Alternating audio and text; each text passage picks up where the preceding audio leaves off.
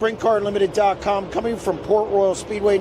The night before the Tuscarora 50, we're here with winner Aaron Reitzel. And Aaron, last night was tough. You've talked about it numerous times, probably ad nauseum, how last night went, just getting used to the foot and everything. Did you ever imagine you'd be in victory lane this weekend with everything you've had to deal with your foot and get back in the car? I thought if there was one place I could probably get to victory lane and through all this was here.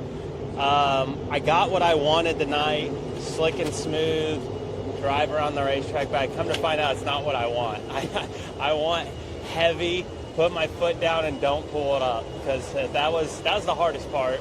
But I kind of need the slick and smooth because our car's so good here right now. We just have a little package since last year, this race last year that we hit on, and it's just, our car's really, really good in them scenarios right there where, you can kind of run top, run middle, run bottom, move around, get the wing back. For whatever reason, we have a really good package in them scenarios. What was the biggest thing you needed to get used to kind of pull this off and be able to even get in a car and race at a high level? So I didn't realize, and I should know this, but because I don't like stiff shoes, I'll wear them all winter in the shop and stuff just to loosen them up. I didn't realize how much feel I actually have on the pedal itself.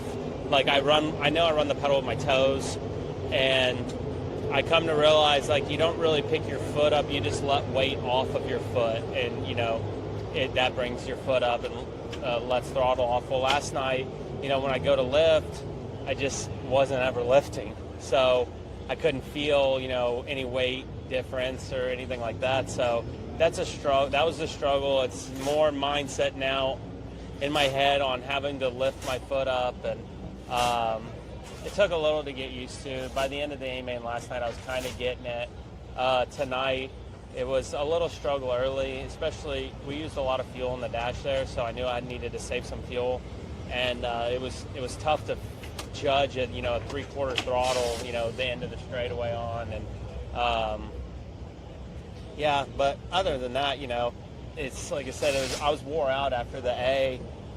Not that it was challenging or tough or anything, but I think just I haven't done shit with my right leg for 2 months, so that's the first time I've been using all my muscles. So it was tough, but hopefully after that tomorrow will be easier. You obviously starting up front didn't hurt. You set quick time. Typical night for you guys here, and had a great battle with Parker there. Take me through that. And you lost the lead, then were you able to get it back and kind of set a pace? Yeah, I knew I didn't get the best start, but the 69K wasn't there, so I kind of did the typical protect, but not very big of a protect, because I didn't think of someone, and you see it here a lot actually, but I didn't think of someone on the second row getting a big run. And he got the lead, and I just told myself to stay calm. Macri didn't get by me yet, so I was like, stay calm, traffic's going to come and this is going to change the race big time. And I got to where I was staying with them, right with them, then I was catching them before traffic, and I knew our car was really good, and I just needed to wait. And luckily, I don't know what the hell happened, but when I went to slide Parker, Parker and I both entered 3 kind of side by side for me to slide him, and then there's someone spinning or whatever. I thought they were crashing, so then I know Parker and I were both way off the gas. I thought for sure yellow, and luckily I kind of just got back and got going, and the yellow never came out, and I think I might have caught Parker off guard a little bit more than me. But I got by him there, and I had a few lap cars that were racing me really hard. I didn't know if they didn't know it was the leader or just didn't care, but I had a couple lap cars that raced me really hard. And once I kind of found that middle bottom, then I figured Macri was probably doing the same stuff, because he's so good at moving quick and finding it as well. So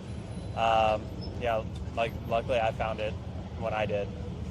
What have you learned about kind of yourself dealing with this? I mean, you've had I'd say a weird year. You had to deal at Vegas, you come back, and then you had to deal, at Eldora, and here you are in victory lane. And have you learned anything really about yourself through this whole thing and what you can overcome to do this? I really like to make money. I mean, I don't know if you can put it a better way. I don't know, the Vegas deal was tough because we put in such a long off season. Me, Demmer, Brogan, Dean, we damn near remodeled the trailer. They spent a lot of time on our cars. I didn't go to Australia just to prepare for another national tour year. And we go to Volusia, which is a place I hate, and we're bad fast. We run second and 6 or whatever we run. And then we go to Vegas, and our speed's right there again, and then that happens. So it's like, wow, all that, and then I'm out, just like that. And luckily, got able to bounce back. And then now it's like, this is some of the most speed I've ever seen, best owners I've ever had, crew, life scenarios, just everything. I love the high limit. I truly love the high limit. I love everything about high limit. And our car, like I said, our car's fast, and then I break my foot, and I'm out for 2 months. And I've never been out through my whole career. And like I said up there, I can think of multiple years I wish, for other teams, I wish I could have gone out and had a 2-month break. But this is the worst one ever. And so it's just, I don't know, it's really disappointing, but I know I want to get back to the big picture and continue what we have going on. So it's a grind, but here we are. Well, I'm going to let you go rest your foot. You got a big race tomorrow, but congratulations on persevering and getting the win tonight at Port Royal. Thank you.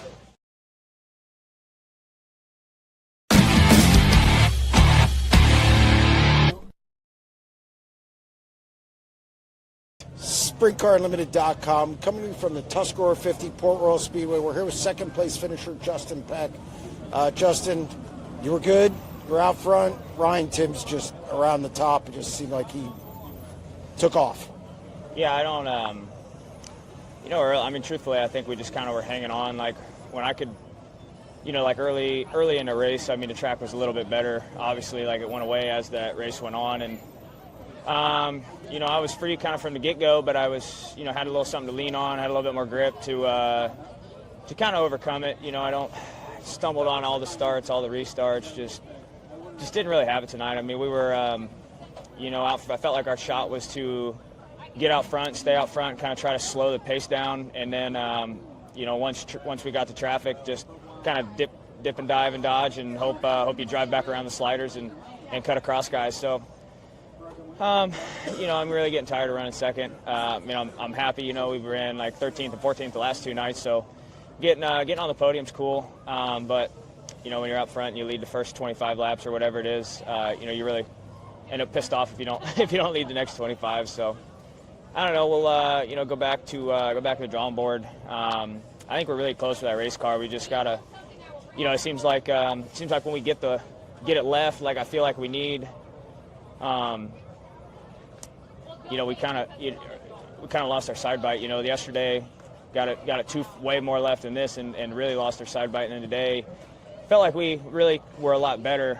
Just didn't have it once the track slowed down that much. So just stayed a little too free. Don't think we had our fueling right on the engine. But all in all, I'm really happy with where we ended up today versus the last couple of days. So just making gains throughout the weekend, and after running second, after leading laps last weekend at Skagit, now running second again here at the 50 after leading laps, you're not going to be very happy. So, we'll think about it tonight, talk with my guys. We'll come up with a game plan for Lernerville next weekend, and go home tomorrow and try to get a little rest.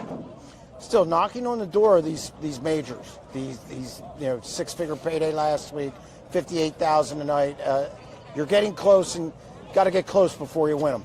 Yeah, I think, like last week at Skagit, I feel like was kind of on me. Rico could run through the middle a little better than I could, the middle bottom areas. I felt like I could run the top better than he did, and I didn't move up fast enough in 3 and 4 last week at Skagit, and tonight I think Ryan out carred us. Come those later stages. So, like I said, I feel like we had a solid race car, just not good enough to beat Ryan tonight. So. Like I said, the 26, has beat the Outlaws here, and they obviously know how to get this thing around a racetrack. But with the track's a little different now. You don't have the banking like off of 2 like you used to, and it just didn't seem like it really ever cleaned up all that great till right towards the end. And felt like I got a little bit better towards the end once it cleaned up, but just got to make a little bit more grip through the dirty sections. But like I said, I'm all in all solid day at 50, and so we'll move on to Lernerville. This car's getting more competitive. It seems like the last few weeks you found something to hang your hat on, so to speak. What's changed recently with this team or with this car that you've kind of found and been able to gain more speed? Just finding a little bit more consistency. We kind of had throughout the year, like when we were, won a couple races and felt like we were really consistently in the top 5 and had a shot at winning every night.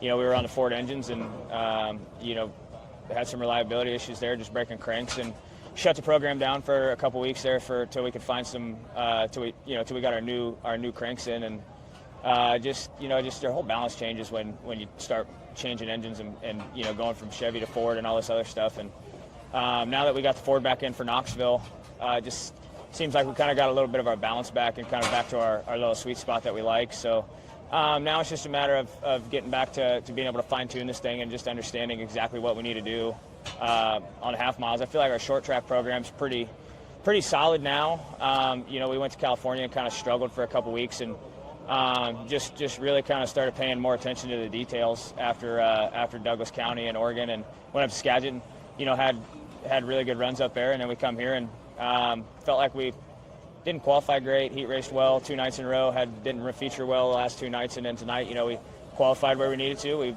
had a good heat race and had a good feature. So just keep tweaking and fine tuning this thing. Just getting consistency helps a lot. Last thing, you've got to be looking forward to the rest of the season, and how important is it to, after the season you've had, to finish strong?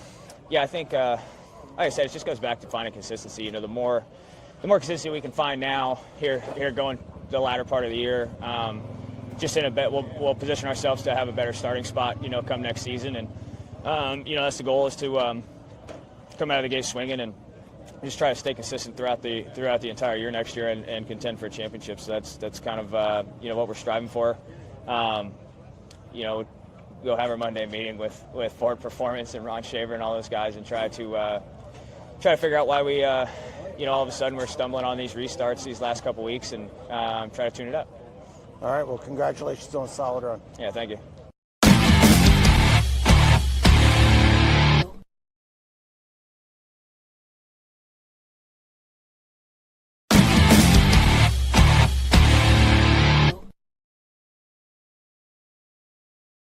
SprintCarUnlimited.com, coming to you from the Tuscarora 50 Port Royal Speedway. We're here with winner Ryan Timms, a familiar name for big races. Ryan, you win Knoxville, and you come into Pennsylvania, and you win the Tuscarora 50.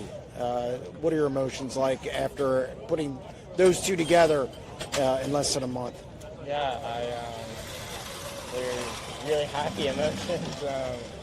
It's, I don't even think I quite realize just with all the history and past winners and guys that have done this before, I don't think I really realize how special this is, and it is just, it's impossible to put into words. It's such an amazing accomplishment and an amazing experience. When we first got here on Thursday, I sucked really bad. Me and the car weren't very good, and then last night I sucked and the car was better, and then today I got my stuff together and the car was spot on. So it was just a great combination. Me and Shane had it dialed, and I couldn't have asked for a better night. Before Thursday, how many times did you see this place? Once? No, I've been here. I've raced here probably 4 or 5 times before this weekend. Once in the 27 Epner car, and then my 5T. Did you ever imagine you'd be standing in victory lane at the Tuscarora 50 after only 4 or 5 times here and not being the best the last 2 nights? No. I said it in victory lane. If you would have told me before the weekend that I would win the Tuscarora, I'd believe you more than if you would have told me yesterday. you know, after the last 2 nights, I was happy just to get a top 10 tonight. So, you know, to win by that much and to be that smooth. I mean, I did make a handful of mistakes, but to put a whole race together and be that smooth and consistent after the last 2 nights is it's really unbelievable and surreal. And, you know, what me and Shane have done, and such, I don't even think it's been a full year that we've been together. And, you know, what we've done in such a short amount of time is really, really cool. And, you know, there's very few people that can say that they've done what we've done. And it's just awesome. Dominating car. Yeah. And you did a great job. Really good up and on the fence. You won by 7.2 seconds. What did you catch there maybe halfway through the first 25 and just carry it all the way through? Yeah, well, the last 2 nights I really struggled if I wasn't against the wall, and you know, if I didn't have something to lean on with just grip and not being able to, you know, make any speed anywhere. And going into tonight, we just talked about it, what I need to do better, you know, more brake, less throttle, just things like that. And the first 5-10 laps, I felt like I was actually doing a really good job of it and was able to go across the middle and bottom, and then it started slicking it off and got trickier. You know, I don't know if maybe clean air helped me with that, with keeping the wheels under me and just being faster. But, you know, for whatever reason, it was like I just figured it out, you know, all of a sudden, and it wasn't a better time to figure it out. What could you take away from maybe what you do at Knoxville and use here? Is there any similarities at all? No, I think they're polar opposites. Thank you. Appreciate it. They're polar opposites. This is, you know, I said it the last 2 nights.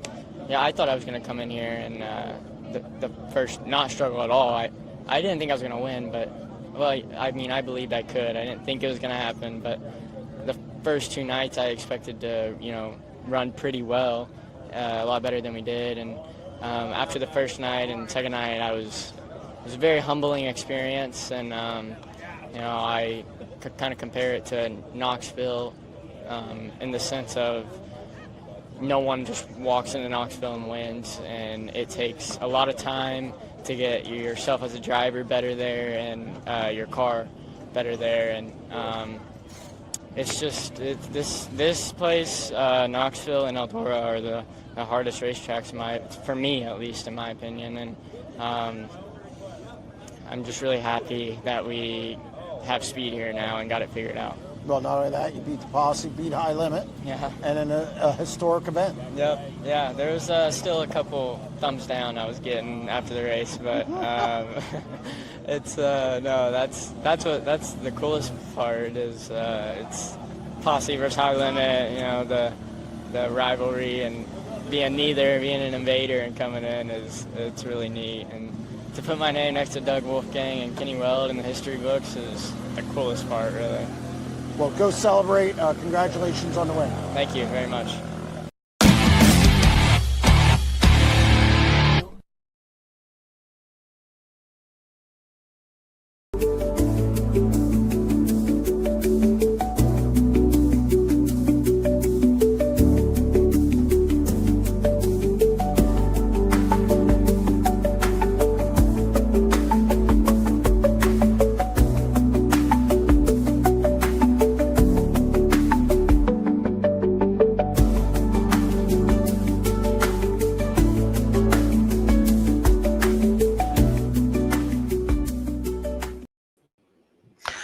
Welcome to another edition of SprintCarUnlimited.com Live. I appreciate everybody joining us on the show, whether it's through the chat or calling us on the phone.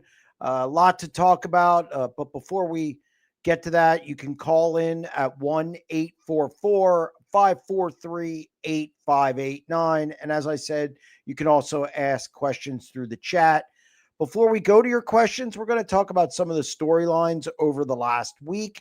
And just a couple of them. And at the top of the list is Ryan Timms. He blasted the field Saturday night to capture the Tuscarora 50 at Port Royal Speedway. And, that a lot of people maybe after Knoxville thought Tim's win in Iowa was a fluke, maybe. Obviously, this proves that wrong. Also, I think people probably thought they saw the most dominating win they could see this season at Knoxville, and Tim's proved otherwise there as well, winning by a hefty 7.2 seconds. It was ridiculous. Nobody was his equal that night. And a funny part is, it wasn't even 5 minutes afterwards, and I was hearing some people in the industry, some fans, saying that he belongs and should be on a national tour and maybe in the TSR ride or the Stenhouse Marshall Racing 17. Of course, I did a 90 at 9 saying he should stay put, so we can discuss that if you'd like. Also, another takeaway from the Tuscarora 50 weekend was the performance of Aaron Reitzel. He had a really good week considering what he's been dealing with his foot.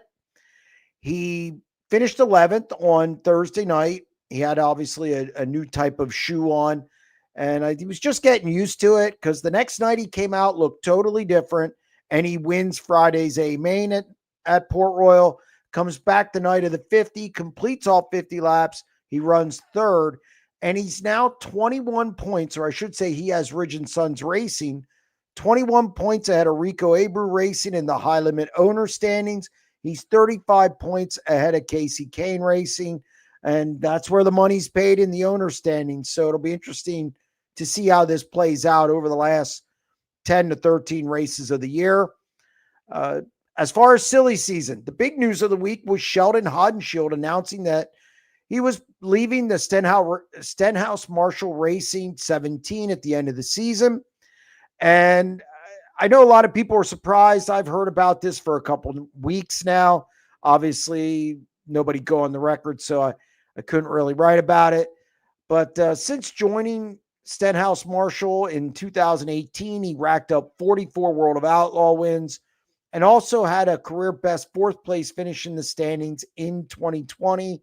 Obviously, this leaves a vacancy with the Outlaws in the 17 car. I do expect it to be back, and Haudenschild shopping, although I think a deal is imminent. So, let's jump in. Let's go to the chat, go to the phone, and see what you guys got. Did High Limit make the right call when, with 7 laps remaining Friday night's feature, a wheel cover flies into the grandstand, injuring a fan, and they did not red flag the race to take care of the fan? There was an ambulance underneath the grandstand. From everything I was told by fans, there was a woman. I actually met the woman who was sitting next to the guy who got injured, and she said medical personnel was there pretty quick. I do not know what the protocol or the right protocol is. Do you stop the race if there's already medical personnel there? They have an ambulance in the pit area. They have an ambulance obviously outside on the grandstand side. I did hear there was some debate on how they should handle that in the moment. So look, you always want to err on the side of caution. Do I think they should throw the red? Probably. But I don't think it's a slam dunk when you have personnel already on the scene. Now, again, if I wasn't in the grandstand, my concern is more, what do we do to have the wheel covers stop flying off? I mean, look, I know it's a dangerous sport, but it's not supposed to be dangerous for fans. And this happened on the front stretch. This didn't happen in a corner, which I would expect it to happen in a turn. So I was really surprised by it. There was somebody else told me a story at World Finals that off a modified, one of those same type of covers launched over the pit area, over the street, and into the NASCAR track. So, I mean, that's because here's something to think about. Depending what happens, like if that would have been higher, hit the guy's leg under his knee. Now, I understand uh, the cut was pretty deep. I mean, I can't, again, that's hearsay, but it was below his knee. And this woman who I talked to was sitting next to him. It hit her in the upper thigh and she had a bruise from it. Obviously, she was there the next day. It's an unfortunate situation. Stop the race. I mean, it changes. That's a tough one. It's tough. Obviously, if there's no ambulance or medical personnel or they can't get there, absolutely red flag it. No doubt. With them having an ambulance there, it's a tough call. That's a tough call. I'm not going to criticize either way. I just think we need to figure out, much like a lot of things in racing, we need to figure out why some of the things are happening. You got to protect fans. You got to protect fans more than drivers who sign up to do this. You can't have fans. I mean, accidents happen, circumstances happen, but I've heard of this more and more, and with the wheel covers coming off, and it's funny how something happens and then you hear about more instances when it happens. So, can't wheel covers be tethered? I don't know how you would tether them. I mean, look, they're to protect the bleeders. I've had some people say, "Why do we need bleeders?" Again. So the foam things, they say the foam things don't work properly with the bleeders. Because I asked that question to somebody. So I don't know. That's a tough one. That's a sticky subject. But I will tell you this. There's that lost run report with insurance. And instances like this go against the racetrack. And as I've said many times, insurance is hard to get for these tracks. And if your lost run report isn't good, you're not going to get insurance and then you can't race. I think insurance and stuff that goes on with insurance, this sport's walking a tightrope. Let's leave it at go at that. Daryl on line one. Daryl, what do you got? Hey, buddy, how are you? I'm doing okay. Not too bad. How are you? Oh, no complaints. So I think it was 1988 or 89. I was at the Gold Cup on Friday night, and we were over in turn 3 and 4. A guy got hit by a rock. The rock was the size of a softball, knocked his ass out cold. Mm-hmm. They stopped the race, loaded this guy up. He had a goose egg on top of his head the size of a softball. It was huge. He woke up on the gurney, and this guy threw a fit and got out of the damn gurney and went back to his seat. And they stopped the race, and then everybody got pissed off because they stopped the race for half hour, 45 minutes while loading this guy up. As soon as they get him on the gurney, he wakes up and he wasn't having it. He was a true sprint car fan. He went back in his seat with his goose egg and watched the rest of the race. Yeah, I mean, look, that's a good story. Great, buddy. I mean, I know this guy couldn't do that because it sliced his leg pretty deep. Oh, darn it. Yeah, so it wasn't a case where he could just rub some dirt on it and get back out there, so to speak. And I would like to think, and look, I was going to races in the late 70s and the 80s and the 90s, and I would like to think that we used to light our houses by fire, and now we use light. So I would like to see us evolve a little bit to where we maybe don't do some of the dumb things we did years ago. Yeah, well, I've been involved in sprint car racing. I've been going to the Gold Cup since '76. I grew up in SoCal going to Ascot, and the tracks, they've graded them a lot better and got a lot bigger rocks out. But back in the day, Chico had some rocks. Yeah. No, it's look, it just can't be dangerous for fans. And the other thing is too, if you want to grow the sport, it's got to be, the fans have got to have a better experience, because here's the other thing. The older fans are dying off. I mean, Father Time's undefeated. So, this is true. So you got to make new fans, and new fans want better amenities, and they don't want to sit out in some of these elements or deal with certain things. We've got to evolve just to make the sport either sustain itself or grow. So, This tough. year at Chico, it was so hot. I mean, it was 105, 106 degrees. Most people were just hiding in the motorhome till 5 o'clock, Right. But I don't know. There's a lot you can do to change it, but it doesn't seem like, I don't know if it's the promoters or the track owners. You can put plexiglass, I guess, instead of fencing. There's different things you can do. Yeah, I mean, I don't have the answer to that one. I don't. I was just surprised how many times, or I was surprised that hearing that it's happened so many times in the past, because I've never really heard a lot of wheel covers like that flying off. This one, obviously, I knew about, and a couple others, but I had a lot of people talking about it. So I don't know. I don't know what the answer is. I broke an axle back in the 80s, and the tire came off, and it went into the crowd, and it hit a lady, and it hurt her bad. And I'll tell you one thing, I felt really bad. I mean, she was a really nice lady. She had came down into the pits and talked to me before, but we've tried figuring out a way to tether things and do stuff like that. NASCAR's done a lot of it, but sprint cars are a different breed of machine. And I think, yes, and sprint car fans are a different breed too. So I think it's all the way around there. That's true. Thank you very much, Jeremy. You have a great day. Thank you very much for calling. Appreciate it. Bye-bye. Bye.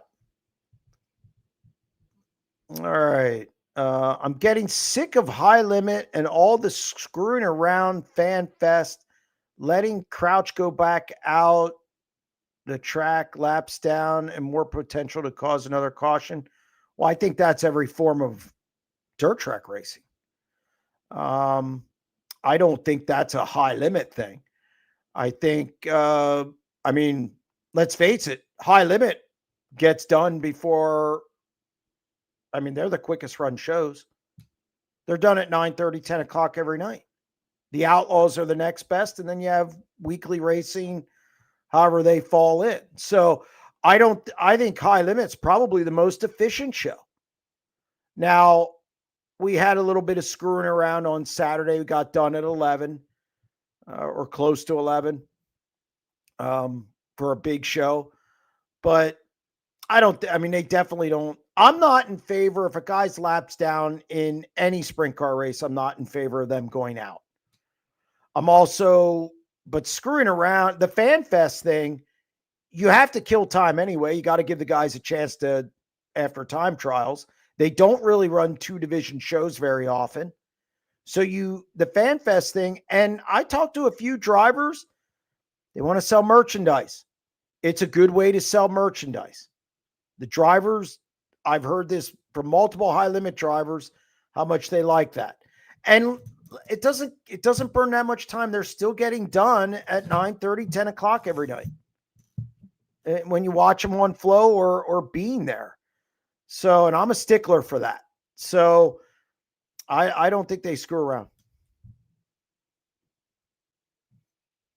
Jeremy, huge mistake by Knoxville shutting Kyle Larson out of the 2026 Knoxville Nationals. The event is made for the best in the industry to compete, and that was a big blunder. Knoxville traditionally runs that week. This isn't anybody's fault. This is it depends how the calendar falls. And they caught a break a few years with the way the calendar was. Everything's moved back next year. Kings Royal's a little later. Knoxville's a little later. The BAP's out, that whole stretch there, things are a little later. the Williams Grove National Open could be a week later next year. It's just the way the schedule falls. If you think Knoxville does not want Kyle Larson there, I don't know what to tell you. It's not shutting out Kyle Larson. NASCAR doesn't care if he's there either. It's not like they did anything different. It's circumstance. It's circumstance. And fans are mad because, I mean, let's be honest. Fans are mad because they want to see him. It has not, and you can't always get what you want. I mean, I understand being upset about it, but Knoxville didn't set out to go, ooh, we need to shut Larson out. And NASCAR didn't do it either. You know, it just happened that way because of the schedule. It just didn't work this year. It's as simple as that. It's no conspiracy. Scott on line 2. Scott, how are you? Good, Jeremy. How you doing, buddy? I'm not too bad. Not too bad. Yep, I enjoy you preaching the gospel of sprint car racing every day at 9. Wait till tomorrow's. I'm gonna, and I don't do this often. I'm told I need to promote better.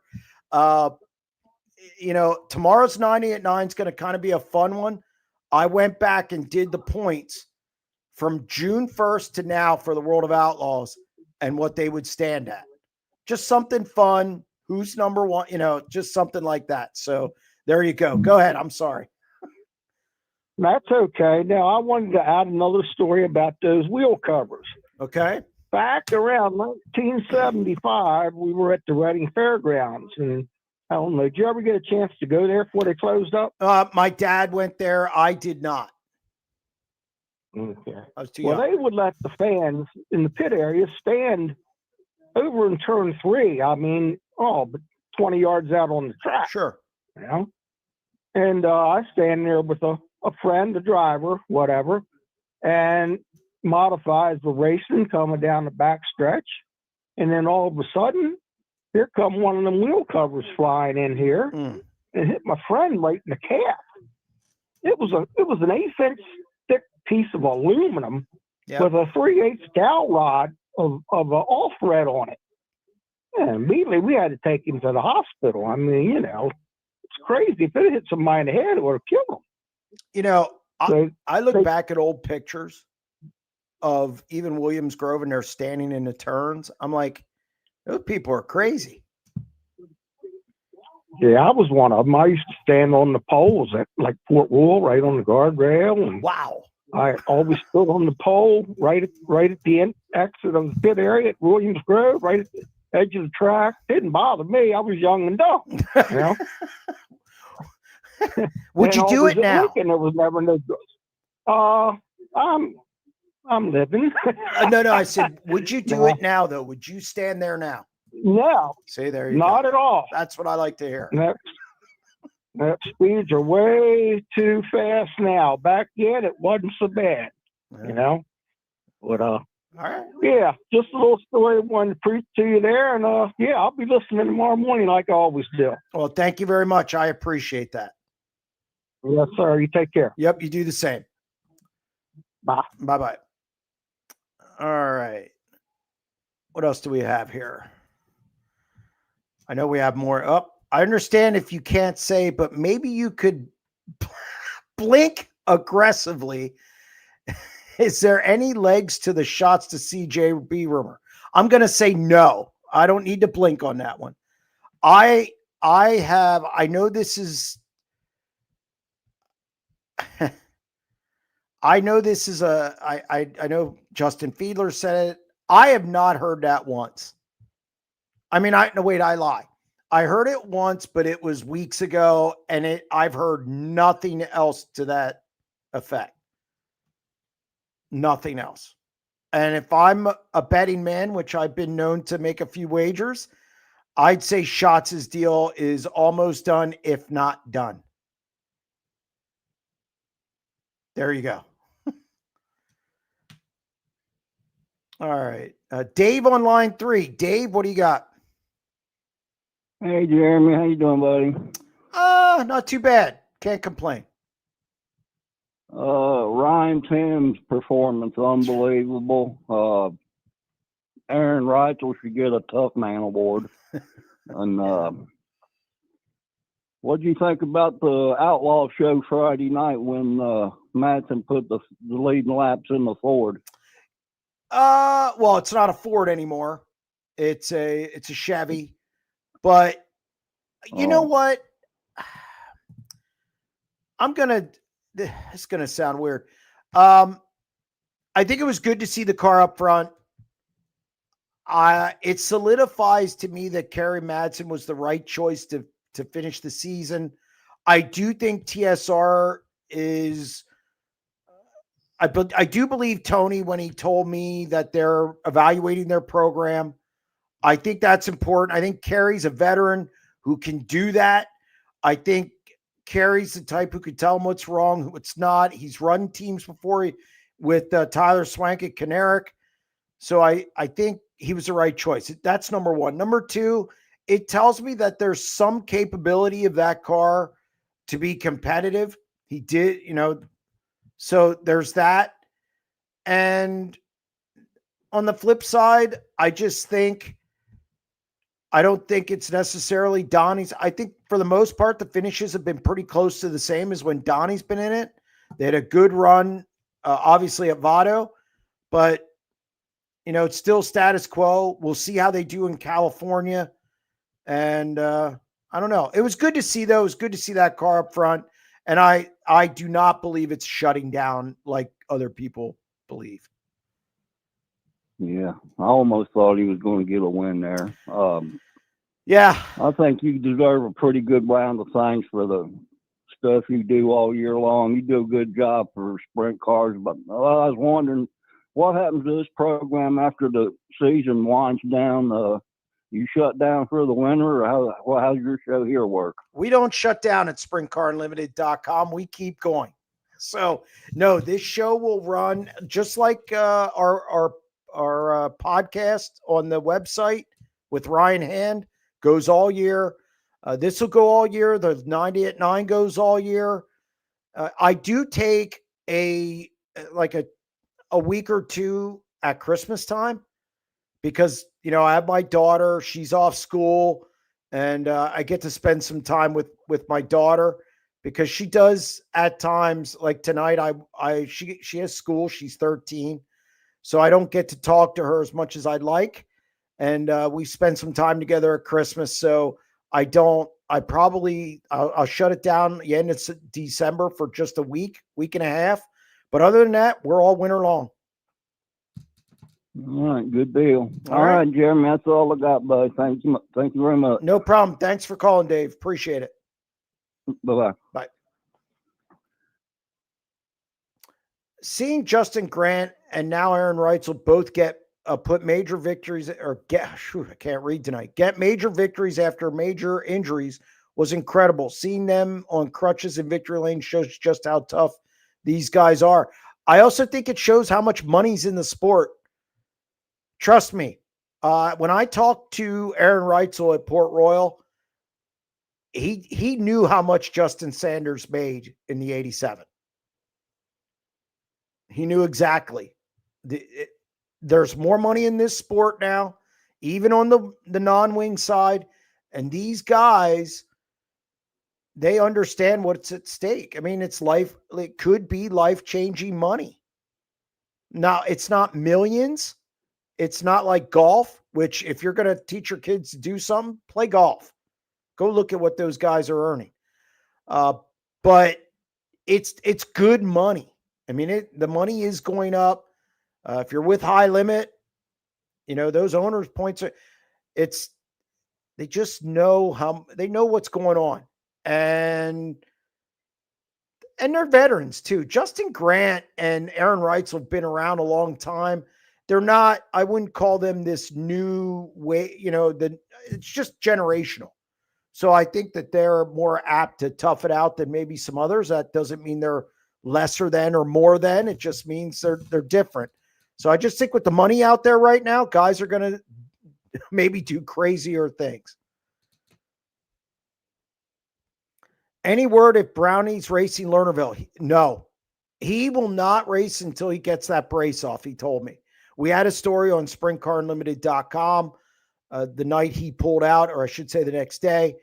And he's not going to race until that brace is off. He just can't do it. He just can't do it.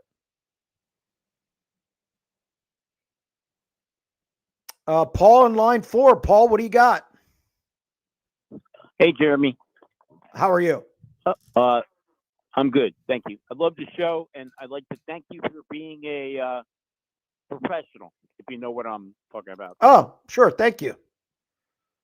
Yeah. I like the no cursing and drinking and all that stuff that others may do.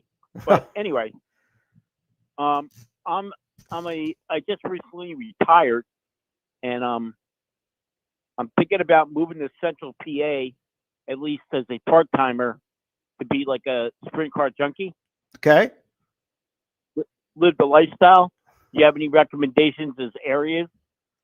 Well, where do you live now? Jersey Shore, Ocean County. Okay. You know, the Harrisburg area is pretty centrally located. There's a lot of nice areas in Harrisburg. You got the Mechanicsburg area, you know, your outskirts. When I lived in Harrisburg area, I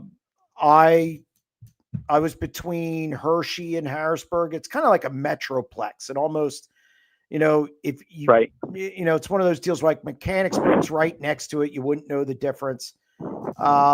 I think any of those areas are good because the Harrisburg's kind of centrally located. You're about an hour away from Lincoln. You're an hour away from Port, depending on traffic, about an hour away from Sealands Grove. Baps is, depending where you're living, 15 minutes. The Grove is roughly 15, 20 minutes. If you go to Grandview, you're going about an hour and a half to an hour and 45. There's just so many tracks in that area. Right.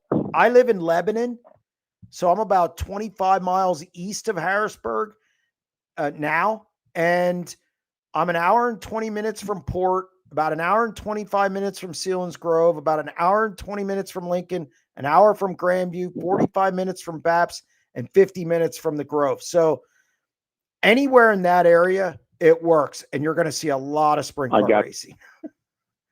Yeah, I got you. That's what I'm looking to do. Yep. I've been doing the back and forth from the shore, and that's not enjoyable. But I'm thinking about renting out my joint in the summertime and living in PA and living the sprint car lifestyle. No, there's no better place if you're going to be all in on sprint car racing, there's no place better than Central PA because you you have a lot of racing. I know. A lot of racing. It's since the pandemic, it's pretty much become like my new passion in life is like the whole sprint car thing. Okay. I enjoy it. I'm single. I'm now retired. I got more money than I need. I'm just gonna do what I want to do, you know. Hey, I mean, if you got it, spend it. Oh, I'm leaving it to no one. I mean, you know what I don't have any heirs. Well, okay. Well, I mean that's. So I'm dying broke whenever that is. Well, you can't take it with you anyway, so. Yeah, well, that's it. So anyway, I appreciate it and keep up the good work. No problem. Thank you very much. I appreciate that, and thank you for calling. You got it. Thank you. Yep. Take care. I've been hearing Sheldon, Ripper, and Noss are headed to KCP. Any validity to that? I don't know about. All I'm going to say is I don't know about the Noss part. Noss stays with Stenhouse. That is a Ricky Stenhouse sponsorship. Now, I wouldn't be surprised if Noss gives Sheldon some as well. You know, they like him. They've had a long relationship. That wouldn't surprise me at all. But the Noss, as we know it right now, stays with SMR. So as for the 18, let's just say I don't think you're too far off. Some guys are saying the Tuscarora 50 should be non-sanctioned. I don't think Port Royal would get 10,000 fans and 50 cars without high limit being there. Your opinion? They're not getting 10,000 now, I don't think, but you're correct. Look, I get it. We all want to go back to yesteryear when things, change. Don't want that change. You don't want somebody coming in or a sanctioning group coming in and taking the money away from the locals. I mean, we've heard this many times, and I understand that. But the fact of the matter is, stars sell. And having a sanctioning body in like the World of Outlaws or High Limit brings in more stars. It puts more butts in the seats. There's no denying that. This sport is sold on stars. If Kyle Larson, David Gravel, Kofoid, Brad Sweet, Rico Abreu, if those guys show up, you have a way better chance to get a good crowd. That's no disrespect to the locals. The locals do a really good job, bringing crowds for Pennsylvania Speed Week. And I do think the Tuscarora 50 would still do well. I just don't think you'd have a $58,000 winner share. I don't think the purse would be as high. And I don't think you'd get as many butts in the seats. And that's what matters. So it's here to stay. And, I understand both sides, but I don't think it should be non-sanctioned. Macary's won it before. Dietrich won the Weikert a year ago. So it's not like it's not doable, especially in Central PA, that a local could win an event like that. Any idea why non-qualifiers race was not run? They don't have it anymore that I know of. I think just because of the format. I think when high limit and everything, I just think they were going to get rid of that anyway, I believe. But that is no longer. Any word on penalties for the individuals and teams involved with the violence at Port Royal? You're talking about the 305 sprint car dust up. I think Logan Spar was involved in that. It actually happened when I was interviewing Anthony Macri. So I missed it. And it was only like 3-4 trailers down. So I would have taped it. But so I missed it. I didn't hear of any penalties that were going to be handed out. It's the end of their season. The Tuscarora 50's over. 305s aren't regular there. So I don't know if there's going to be any penalties from the series director, Rod Ort. I will check on that, though. I hope to have an answer next week. But by Port Royal, I doubt it. Again, they're still dealing with some other stuff. So I have not heard of any penalties yet. Big crowd at Port Saturday night makes up for the bad nights. Yeah, I don't know if it makes up for all of them. Thursday night, I didn't think was that great. Friday night was definitely better. Probably made a couple shekels. And then, yes, Saturday was really good. The infield was jammed. So they always do well with the Tuscarora 50. It's a premier event. It's bigger than the Weikert, even though the Weikert has more money up top. It's kind of like the World 100 versus the Dream Race at Eldora. World 100 doesn't pay near as much, but it's just a bigger event. So, Tuscarora 50 is one of the biggest in central Pennsylvania, and they drew a great crowd. Good for Port Royal. Weather was really good as well. It held out. So that was also good. We need a wellness check on Dr. Midnight. Why? I think Dr. Midnight's just fine. Could Ryan Timms win a Knoxville championship with the 10 car in the next 2 years? I assume a track championship? Yeah, why not? If they run there every week, I think he'd be the favorite. I would think. So Where can we see the high limit 2-year rolling average owner standings? Well, do they have it posted on their website? I'm not sure if it's in the rules. I have a copy of it. They handed them out at Vegas. I think all the teams have it. Maybe next week I'll show it on the show. If somebody reminds me in my email, I have a copy of it. In fact, I'll tell you what, I'm going to send it to my producer. I have it in my phone, and I'll see if we can post that during the show tonight. So just give me a, I can still answer questions and find it at the same time. But yeah, I have a photo of it. Amazing how high limit has affected driver and team choices. 3 driver team combos in Woo that have been there for a while are now Splitsville. Drivers, teams, crews have some leverage now.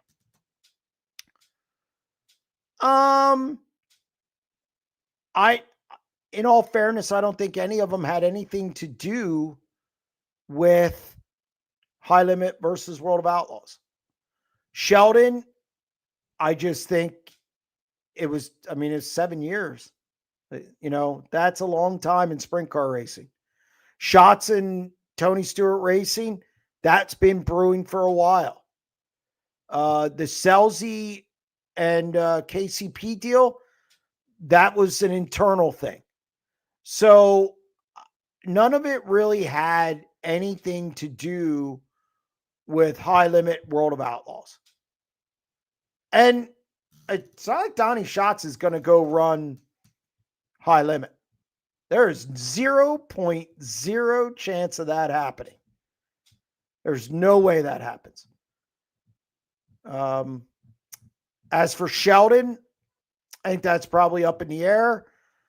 And Gio, I think we all know what's going on with Gio right now. He just took a ride to fill in for Courtney, but I don't think he hates High Limit. So I just think they were. None of it happened because of High Limit World of Outlaws. It was all team stuff. Hey, Jeremy, do you know the team driver history of the 10 team that Tim's drives for? I don't know all of it. I do know that Scott Boguski was in that car before him and fared pretty well. I'm trying to think who else was in that car. And it's just because it's been a Midwest car that didn't show up weekly. I think Shane Liebig, I know he was on Chaz's show. I think he might have gone through that. But I do not know the entire history of that car, unfortunately.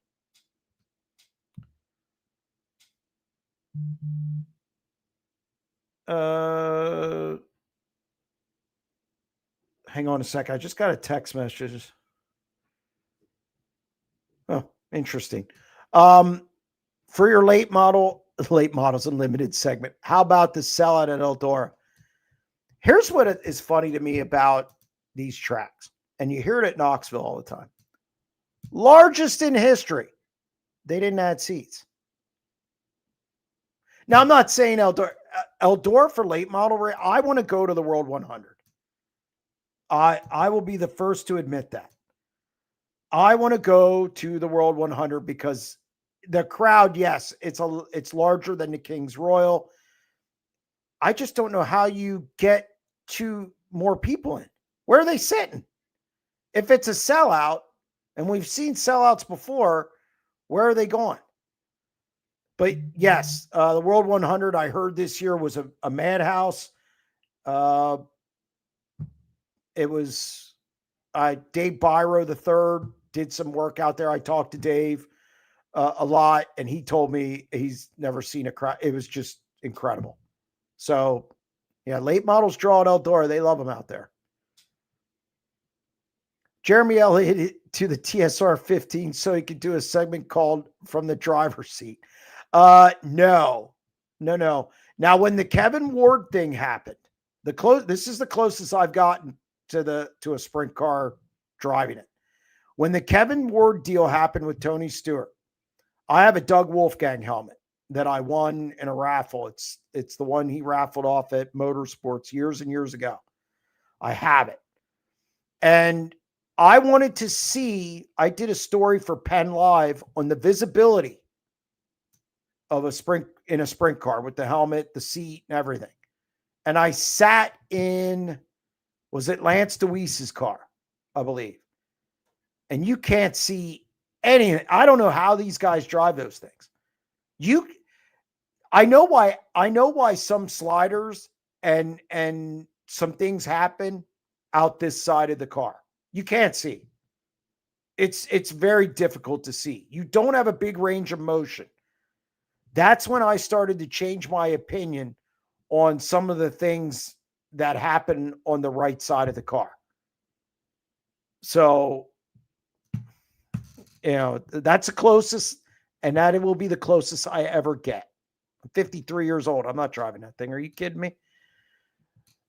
What has been the largest race crowd in Central PA this year or ever? I mean, I don't know ever. I mean, you hear these stories from back in the day, so to speak.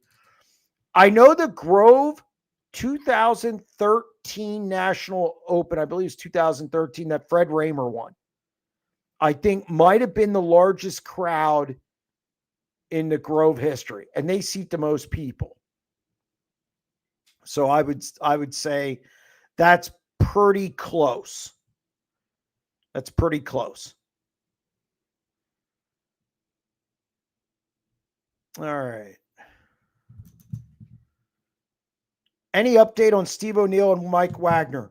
Obviously, Steve O'Neill was not in attendance at Tuscarora 50.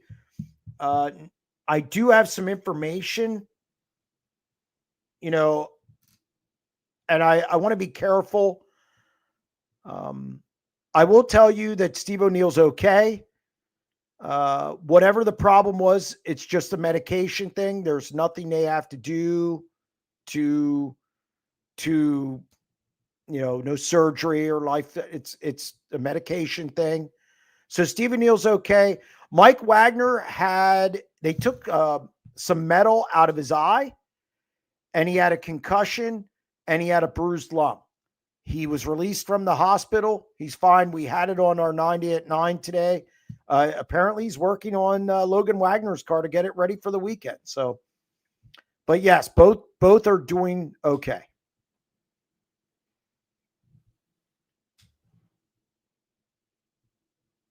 Congrats to Aaron and Freddie Raymer on the birth of their beautiful baby girl. Yes. I assume that probably had something to do with why he wasn't at the Tuscarora 50. Hi, what's really happened to Tyler Walker? Is he back? Is he gone fast as he can? Gone as fast, back as fast as he can. Look, I've heard different stories on Tyler Walker. I've heard anything from the worst case scenario to he's working on it. His business is being selective about what cars he takes.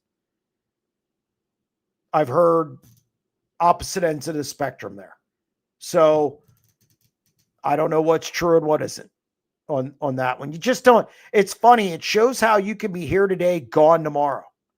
And a story can be here today, gone tomorrow. It's the news cycle in the society we live in. So, and I think that old story over Speed Week, I mean, it's gone. As for what's going on with him now, again, I've heard the worst, and I've heard that he's just he's working on his business and just not racing right now. Didn't a right rear wheel come off Silver Springs, pounced over the wall, tall fence into the bleachers? Oh boy, I used to go to Silver Springs a lot, and I just can't remember. That I can't remember. I mean, that was I haven't been there in years. Not sure. I'd be lying if I said I remember. Better choice for a ride next year, Baston or Wise? Spencer Baston right now. He's been in the seat. Zeb Wise hasn't been in the seat for almost a year now.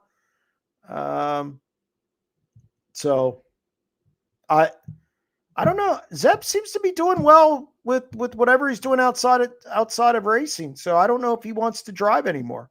Spencer Baston has been on the track. As I said today in the 98.9, I think he's done everything right since the deal with Jason Myers Racing has ended. I think his stock should be going up. We'll see how he does in the Tarleton car, but right now, I'd probably take Spencer Baston only because he's been in the car. Question: when did stopping on the track, random open reds, and constant work area become trendy? Probably right around TV. The stopping on the track is a byproduct of the work area. Once you brought the work area, it gives you a reason to stop on the track so you can go to the work area. They go hand in hand. I don't like it. You're going to make my blood pressure go up. Sugar Bear, I don't need that. I do not like the work area. I like it for maybe a flat tire, and that's it. And that's at max. As for the open reds, look, this is a fuel thing, and I think everybody's skittish. I don't think there's a right or wrong. I think people are throwing darts at a dartboard when it comes to they're afraid of a bunch of people running out of fuel. Well, fans don't like open reds. So there needs to be a happy medium here where we figure it out. What that is, I don't know. I don't know if they base their laps on 28-gallon tanks. In my opinion, they should base it off 30 because it's right in the middle of the other two. Now, I hear the 30s, you can't get 30 gallons in, and the 33s, you only can get about 31 in. So I don't know the answer. I just know that people do not like open reds. So they got to do something about it. Get rid of the work area. Jim from Buffalo on line 5. I'm sure Jim is very happy after the other night. Jim, how are you doing? Well, I tell you what, that was a blood pressure game. Definitely a blood pressure game. You think? I don't know how the heck they pulled it off, but I'll take it. I mean, a winner's a winner's a win. I'm going to tell you this, and I had a conversation today with somebody, and we both agreed it was lucky because, yes, they played well late. But, you score a touch, and you got to have luck. Everything's got to work in that position to come back. But when you get it to bounce off one guy, and then another receiver lets it go so Coleman can grab it, that's luck. Right place, right time. That's the way I look at it. I figured you would. But anyways, had a chance to go see the All-Stars at Freedom on Friday night. You know what?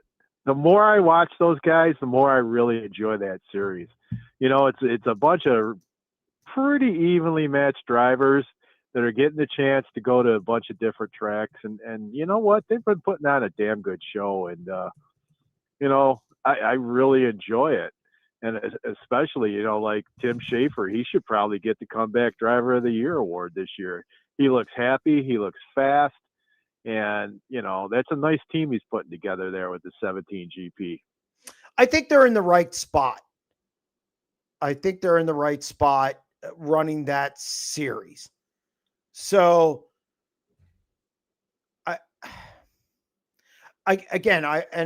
we have more on this on the podcast this week, which Jim, I know you're a member of the site and I appreciate it. We talked about the All-Stars. I think the All-Stars are in the right spot for what they want to do. I don't want them they're not the All-Stars of old.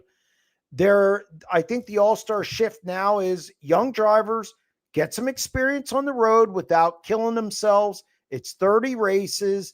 You stay kind of in a regional area, and you're developing guys. So I like what the All-Stars is now. I think that's what the sport needs at this point, and I hope they don't overextend themselves. Yeah, I don't think they will. I mean, you got to remember who owns the series, but anyways, I won't say that. But I think they can make a little bit of money at it too, more than just sticking around local at their your local track. Plus, it's sell some T-shirts, get the new areas. I think it's like you said, it's doing exactly what it's supposed to do.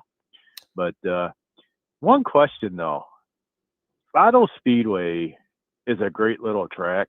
Oh, it's sparkling clean and new and everything, but why the heck would you schedule a doubleheader out there during monsoon season? I mean, there might have been a couple options on the way out, but it's kind of iffy. I understand they want to get a race in on the way out, to the left coast, but it's kind of questionable. It's called Royal Jones has a lot of money and wants the series to come to the Speedway. That's your Mesilla. Okay. That's your Mesilla Valley.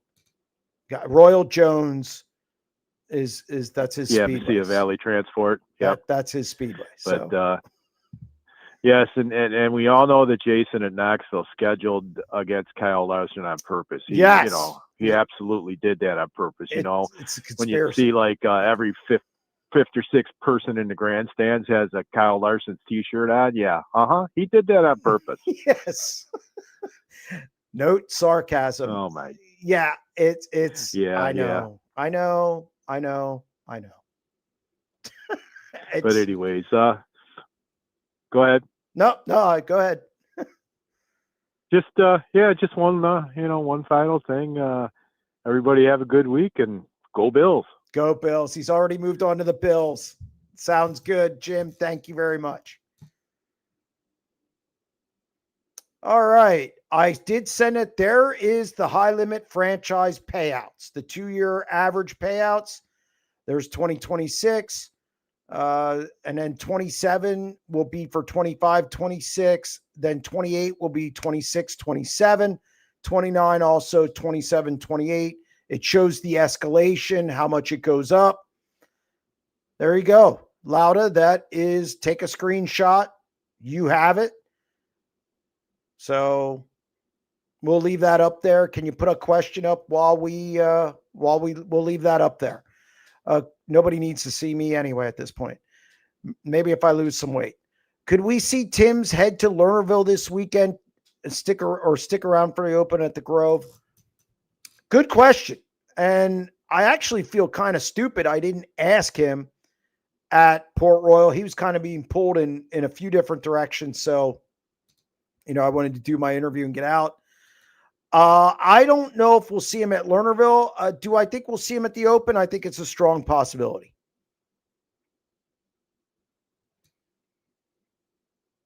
So, your podium picks for this week's high limit races. Ooh, tough week, Lernerville, because I think Cy Lynch has been good there. He's put it on the podium. Tanner Thorson is going to be on the podium. One of those. Let's just do Saturday. I'm going to say 24, 88, 49. I think the 14 will be top 5, 4th or 5th, with Justin Sanders in it. So I'm going, and I think the other one will be 39M. So I'm giving you a bonus. I'll give you top 5. I think Rico wins it because it seems like he's on the every other week plan where he runs really well. So I'll go Rico, Thorson, Macri, Sweet, and Sanders. Top 5 on Saturday night. We'll see how close I get. Thoughts on Tuscarora 50 format? Okay. Don't like fastest qualifier, having to win heat race to make redraw from 4th. As I've said many times, there's no perfect format. What I will say is just do points. Just do the same thing you do for the Weikert. Because what you're doing then is everybody's getting rewarded for performance during the qualifying races. Your fast time trialers are getting they're getting rewarded. Your heat winners are getting rewarded. If you pass cars, you're getting rewarded. Just, I mean, come on. I mean, I don't like it either because let's face it, the first two heats, it's fast. It's around the top. When you have format where you're inverting and you're taking positions, your tracks, it's gotta be racy. They gotta be able to get, and four's not enough of an invert because it would have been better to invert 6 or 8. And that might sound stupid, but then you have guys up front who are slower, who are holding guys up, and it makes stuff happen. If you're only inverting the top 12 in your flight, they're all fast cars. Danny Dietrich started on the pole of a heat race. He was 12th quick in his flight. You can't invert only 4 because they're all fast. You're not going to have passing. You got to have you either got to go with a point system or you've got to go where you're inverting more cars where things can happen, guys falling, so on and so forth. It just doesn't. That's the only tweak I'd make to it. Wanted current 2-year average standings. Current 2-year average standings. I might have that. Just give me a second.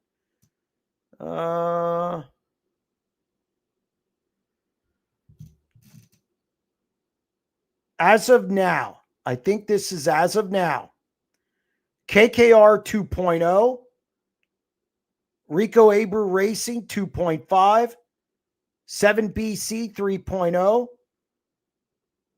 Murray Marks 5.0, Ridge and Sons Racing 5.5. That's your top 5. So it's KKR, Rico Aber Racing, CMR, which is Clausen Marshall, Brent Marks, and Ridge and Sons Racing top 5. Okay, so and if there's a tie, it goes to wins.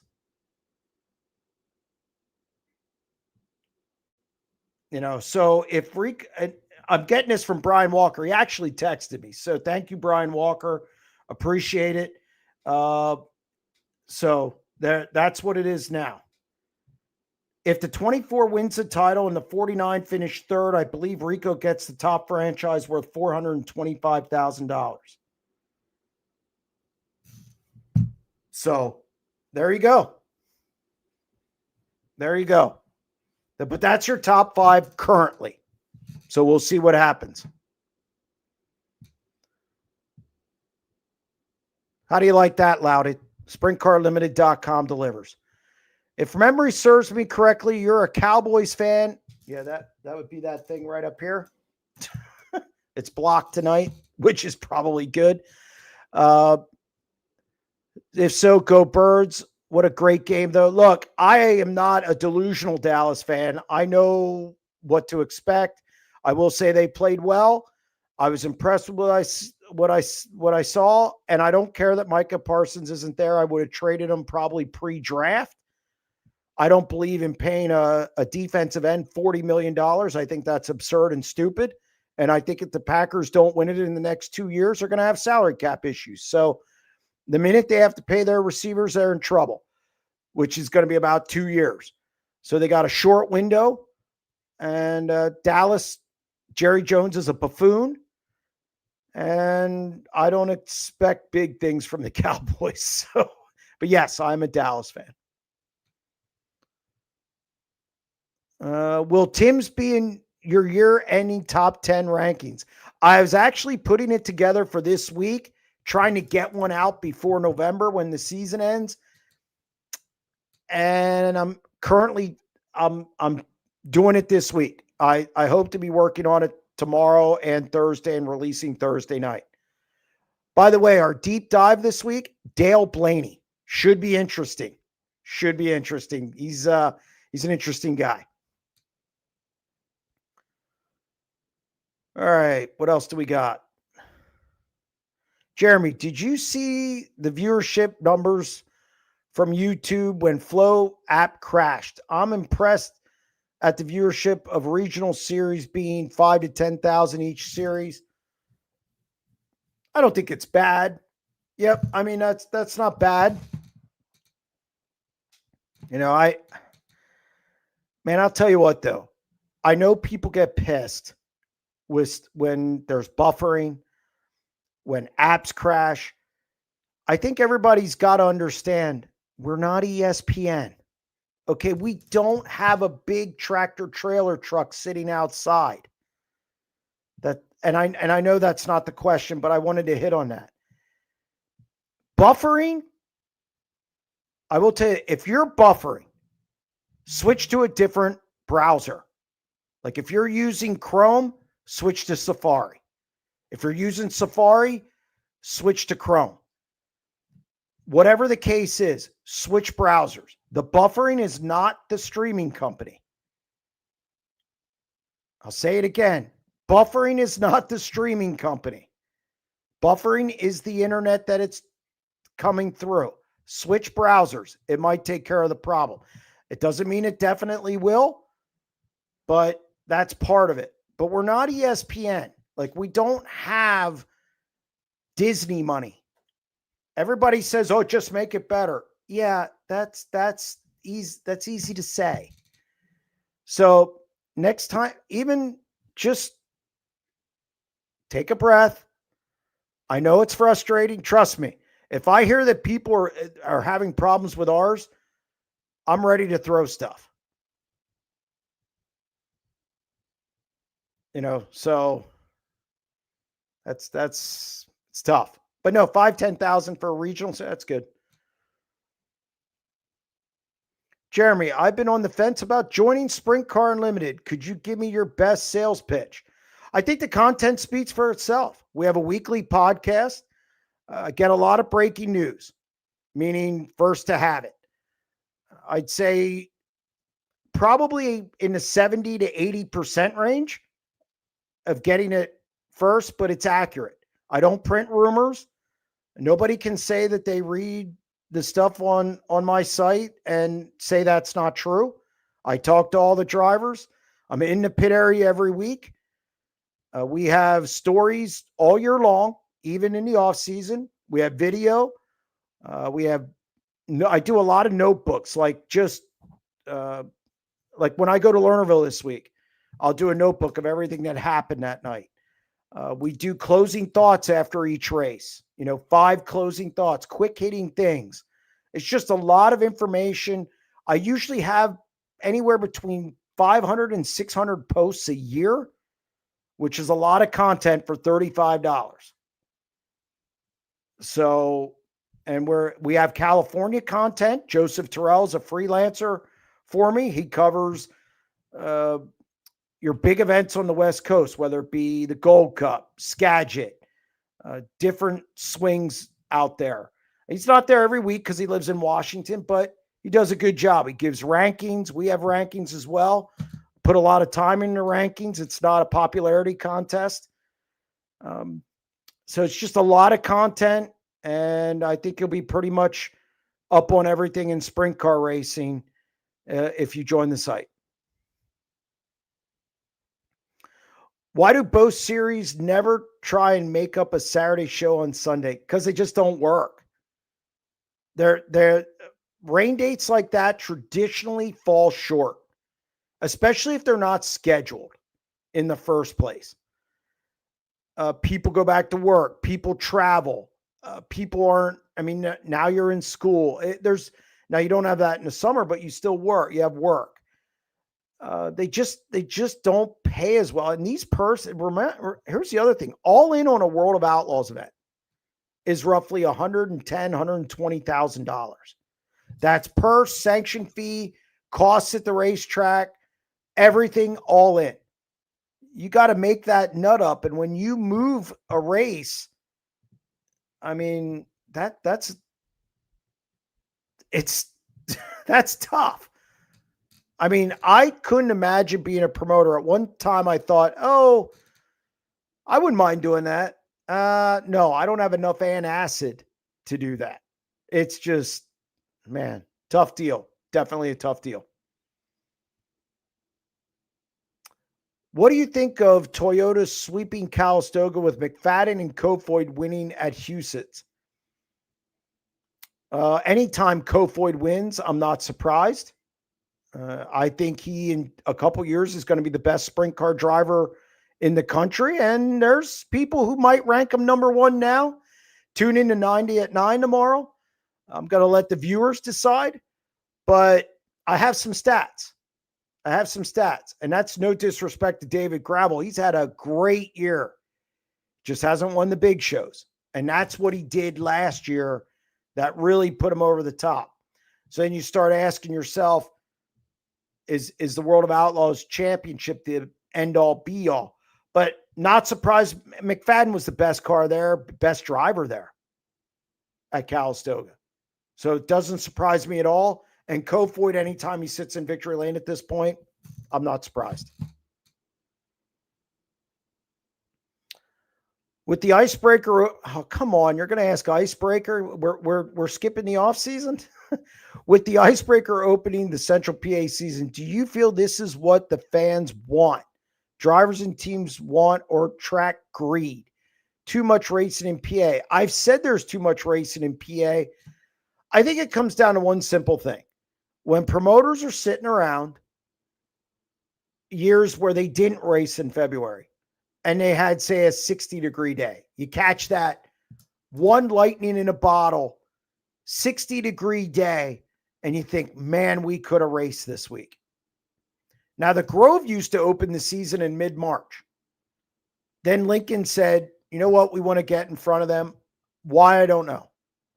And then that just started. Then Port did it. I think Port's going to move their opener back actually next year because they've had rainouts, weather outs, whatever you want to call them. Lincoln's hoping to catch that lightning in a bottle for one day.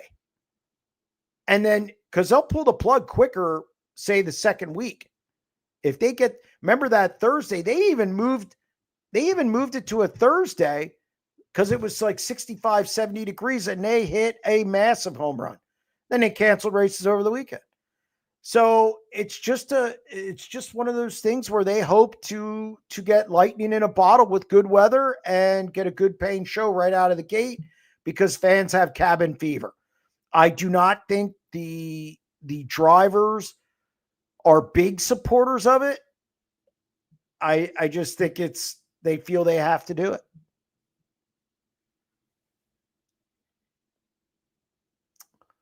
What seats would be open for the high limit? And is there anybody new going to the Outlaws next year? I think you could see some new high limit teams. I do not know about World of Outlaws teams. I do not. I think high limit could get a couple. I'm not going to say who. Bob on line 6. Bob, what do you got? You ever watch the History Mystery Man? No, I have not. We had old man Saldan on today, and right. He was saying that he thinks they run the Nationals. He thinks they need to scrap this 50-lap thing. He hates the halfway break. Yeah. Load them up, go 30, 35 laps, balls to the wall, and that's the way it ought to be run. I did get a text today. I did get a text today about, I guess he was interviewed at Fremont. Yes. Yeah. So I did see that. I'm going to have to check it out. Lauda just said History Mystery Man. So it's something I need to check out. I'm not going to disagree with Joe Saldana. I'm not a big fan of the break. I'm not a big fan of, look, it's a sprint car race. So 35, 40 max. I know the Kings Royals always been 40. I'm okay with that. It was always tradition to do it. I'm not a big fan of the 50 lap deal, but I don't hate it. I guess I'm kind of indifferent, but I'm not going to argue with Joe Saldana on that. And then the other thing I wanted to talk about was I've been watching these all-star races too, and they have been good. Yeah. The only problem I got with them is these Ohio tracks, they get so dusty you can't see the cars. You sound like my co-host Ryan Hand. We were talking about Wayne County, and it was last week. And I said, yeah, Wayne County had blah, blah, blah lead changes. And he goes, could you see them? And I'm like, so yeah, I mean, obviously, yeah, I don't know, man. I look, I do know they're putting on good races. I do think one of the reasons they are is because I think their cars, there's more gaps between the cars, between the equipment. I think they go to tracks. Let's face it, like you said, they're dusty, they're slick, so you're not going to have anybody. I just think the competition is the way it is, and I think there's a gap between cars, and then I also believe the track surface aids in that as well. So no, they're putting on a good product right now. They have a good point battle. Caleb Henry's 29 points ahead of Cale Thomas, and I think the top 4 are within 56 points. So that's good as well, their first year. No, I think the All-Stars have something good going. Do you think well, obviously it's just the dirt out there in Ohio, but man, they can't seem to get a good surface. They'll argue that it is a good surface because they have passing. Well, yeah, if you can see it. Well, yes, that's a good point. It's a good point. But yeah, that's basically all I wanted. Okay. As always, enjoy the show and have a good night. Oh, thank you very much, Bob. I appreciate it. Bye. Bye-bye. That's funny, whether if you could see it. It sounds like Ryan Hand. Do you think TRD or Ford Performance will expand their engine programs or keep them small? Look, they're selling them. They're for sale. So I think as many people who want to buy them. I'm a little concerned with, Speedway's shutting down. Okay. That's another motor builder gone. Kreiner. They can't do it anymore. You got Morrison, who's select. Capetta's exclusive deal with KKR. Charlie Garrett, motors are hard to get. He oversees all his engines that go out. I'm worried that we're not going to have enough engine builders at some point because it's taking how long to get a motor now? You're a year out. So I think that could be another problem that we could face in the future in regard to this sport. I think it's definitely could be a factor.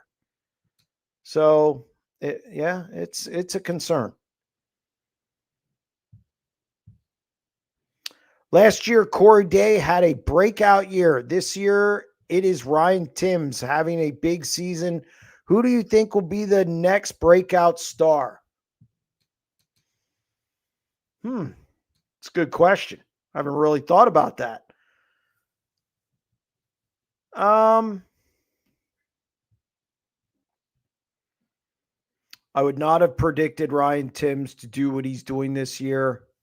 Corey Day, you could sense it. I'll tell you a guy I like is Garrett Williamson. I like Garrett Williamson. I'm not saying he's going to win Knoxville or he's going to, but I think he could win a couple of outlaw races next season. I like Garrett Williamson. When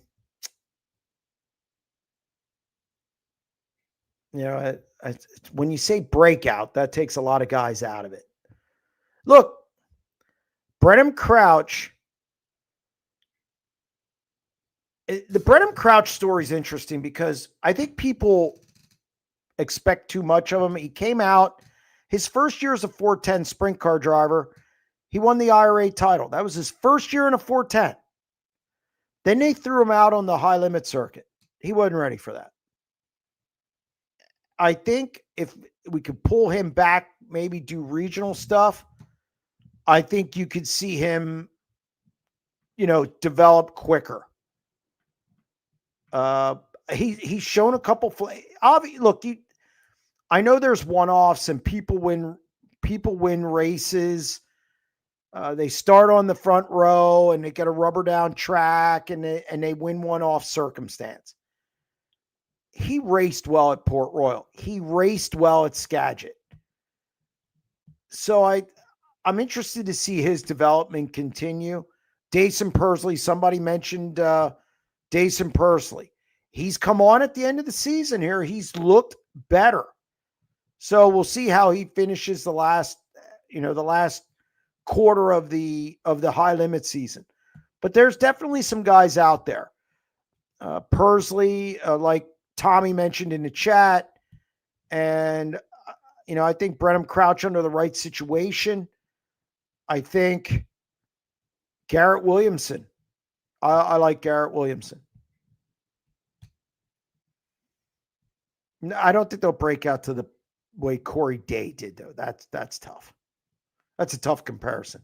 Steve on line 7. Steve, what do you got for me?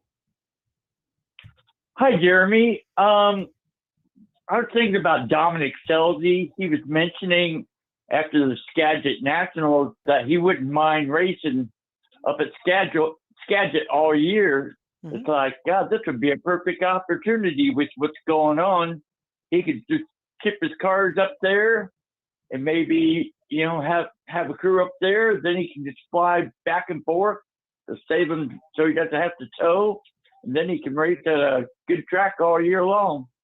Yeah, I know he likes Skagit, and I know his team's in flux right now with the firing of Jimmy Carr. So I don't necessarily know what the future is. I talked to Gio about it, in depth this week, and I'm not going to go over too much of what that conversation was, but I know he likes Skagit, and they're paying better up there. And let's face it, to get laps for Dirt Cup and Skagit Nationals and the 360 Nationals up there, I mean, it pays itself if you get really good at those tracks. Look at Ryan Timms did it at Knoxville. So I think that's something that could pay off for Dominic if that's what he wants to do in the future. Yeah, I mean, it sounds like it'd be a good start over, for him. I mean, might be an easier way for him to go. It could be. He's got to get a crew. He's got to get a crew chief. Yeah, and I'm sure he can probably find some help up there, and with Trey Starks and some of his friends. They might, maybe. I mean, they're not easy to come by. Crew chiefs don't grow in trees. I think that's one of the things that this sport is lacking. We have plenty of drivers, could use some more owners, but we're really in dire need of guys to work on these cars. It's not as sexy as it used to be. You didn't have guys just coming out of the woodwork to work on these things. And I think at the national level, especially, crew chiefs aren't plentiful. So I don't know. Yeah, I hear that. Because I was in the Ohio area in 79 and 80, and I was at Eldora for a couple times, and I was just standing in the pits, and Lee James, number 15, they used to call him the James Gang. I was just standing there next to his car, and he just came in and blew up an engine, and then he says, "Hey, do you know how to change gears?" And I did. So he says, "Could you change them?" Yeah. And they switch engines out. I change the gears. Then while I'm standing around, Doug Wolfgang came over with a couple empty gas cans and said, "Hey, could you go get me some fuel?" And so he gave me the money, and I went and did that. About 10 minutes later, Wolfie comes over with a burger and fries and Coke for me and said, "Thanks a lot." And I went, "Wow, that was pretty cool."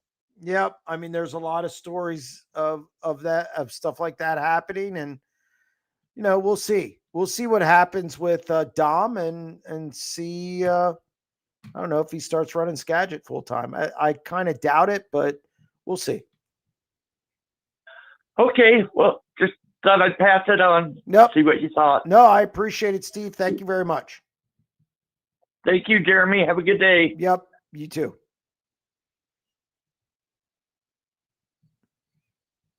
Also want to point out, Troy Wagaman looked absolutely phenomenal at Port Royal this past weekend. I'm sorry. Yeah, he doesn't run a lot at Port Royal, but I'd say 21st to 5th is pretty good in the Tuscarora 50. He passed 35 cars in 3 main events this past weekend at Port Royal. Easily passed the most cars. I like Troy Wagaman. I like him with that team. I think their crew chief, Ben Engel, and Troy have a good rapport. I like what they're doing. I hope that's a team that stays intact for years to come. I also picked him at Lincoln this weekend. Can Caleb Henry hold on to the championship? Yes. I think Caleb Henry has 4 wins with the All-Stars. I think he is the odds-on favorite to get it done. Why did Miller get the provisional over McIntyre Jr.? I understand he was guaranteed starter from last year's non-qualifier, but it took McIntyre Jr., Port Royal regular, out of the race. Maybe that's why they got rid of it. There was no non-qualifiers race this year. I'm thinking that's probably part of it. It's just my thought. Do you think Ryan Timms has NASCAR dreams? No. I mean, not that he's ever said to me. I don't think so.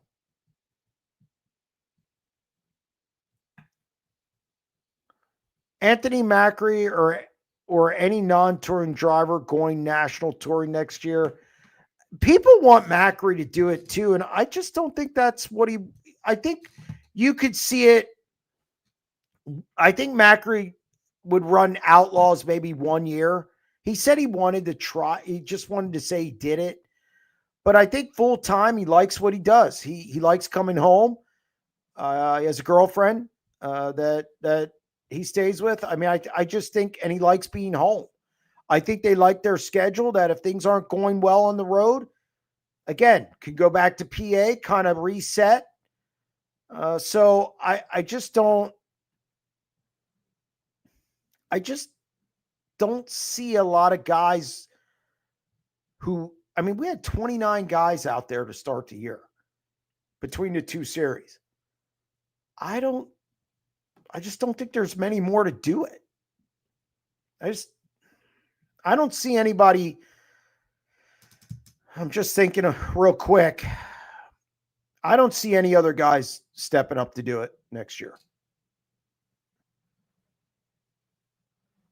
Sealands Grove is paying a lot of money out Sunday. Hopefully more than 17 cars show up this time. I think they will. I don't, and maybe it's a personal thing, I don't like them running against the NFL. I just on a work and school night for your biggest race of the year. I just that's dicey. But no, I'm going to say they get 26. I think it'll be their highest car count of the year. Any of the outlaw races on the West Coast pay $100,000 so far. 3 on the West Coast, 2 at Skagit. They have the $83,000 at Tulare. I think that's as close as they get. I think that's about it. Who is the second best driver of the Weicker 29? Well, who do you think the first is? Eric, if he responds, put it up and then I'll give you my second. I want to make sure he picks the right one for the first. I'll say Kenny Weld was the second. Doug Wolfgang was the best driver who's ever been in that car.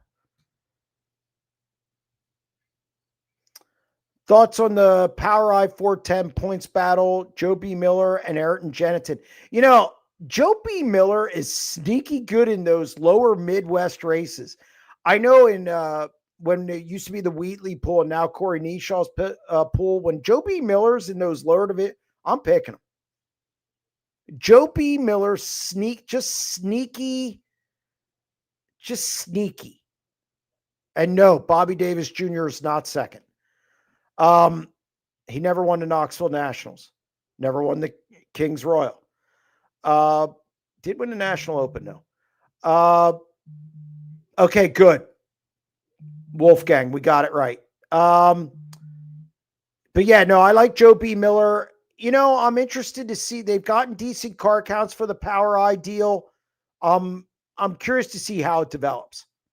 And again, it's the regional series, kind of like the All-Stars type deal. It's not too much to where it bites into the national. We need to tier it. It needs to be tiered. And there needs to be gaps between those tiers. So, yes, Davis won the Kings Royal in 1989, but he won it in the Casey Luna car. He didn't win it in the Weicker car, which was 5 years earlier. So, no, I'm still not putting him second. Kenny Weld, I'm taking Kenny Weld. Oh, come on. I'm not even going to go there. No, Joe. Tim Schaefer is always good driver. Can't believe years ago they kicked him out of the 49X car when winning Outlaws and All-Star races. I think that had something to do with some extracurriculars, unsure. But, I mean, look, teams split up. There's lots of reasons they split up. You know, I shouldn't say this, but sometimes a good marriage runs its course. So, you know, football coaches, you know what? Fisher was good as the coach of the Titans, took him to the Super Bowl. Jeff Fisher, guess what? It ran its course. You know, sometimes it runs its course and you just move on. The 10 team are already back in South Dakota. Good. Shane, Gabe, Marty, and Ryan, a well-deserved week off. Ryan is heading home to Oklahoma City for a few days. Thank you for the update. It's one of the things I do like about this show. I do like that people will jump in with some information. Thank you. I didn't think he'd be at Lernerville. I'll be curious if he comes back for the National Open. Hope he does. Curious, High Limit runs 20 or so less races than the World of Outlaws, but travels only 2,000 miles less. How is that financially feasible for, let's say, the bottom 2/3 of the guys, especially when you add the extra woo shows? I often wonder, regardless of the series, how they do it. Look, here's the thing with the National Series. Okay, whether it's World of Outlaws or a High Limit, I don't care which one it is.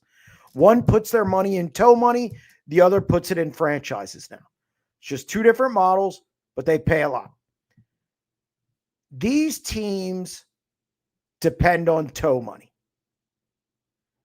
You get $1,000 a night, then you start the A main, and that's that's $1,000, or that's the going rate. It's $1,000. So look at the lower teams.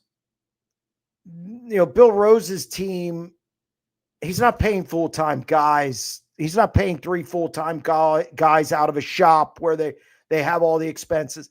Here's the other thing. They don't buy trailers every year. I love when people throw this $1 million figure around. They don't spend $1 million a year. They don't buy 12 new motors every year.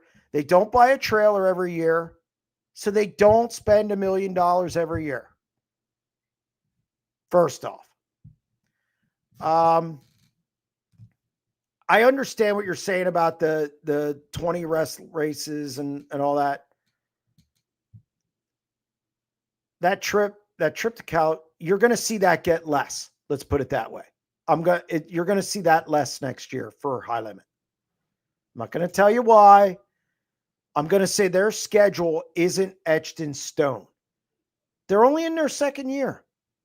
That schedule, they're not going to get a firm schedule till about year 5. So I don't know how many miles it's going to end up being. I think High Limit, obviously going to the West Coast twice is what kills it. I don't think they're going to go to the West Coast next year. I think they're going to start in Vegas and they're going to come back. I do not think they're going to go to California early in the season. So that's going to cut miles off it. Now, is it a lot? Miles are miles. I think it's going to be okay. So I don't, the travel part, these teams, half of them, and then some of them get fuel cards anyway. They get a sponsor to pick up fuel. They get a sponsor to pick up tires. They make ends meet. Now, I'm not saying the owners make a ton of money. They don't. And it is a losing proposition. But it's funny how we had 29 national teams this year.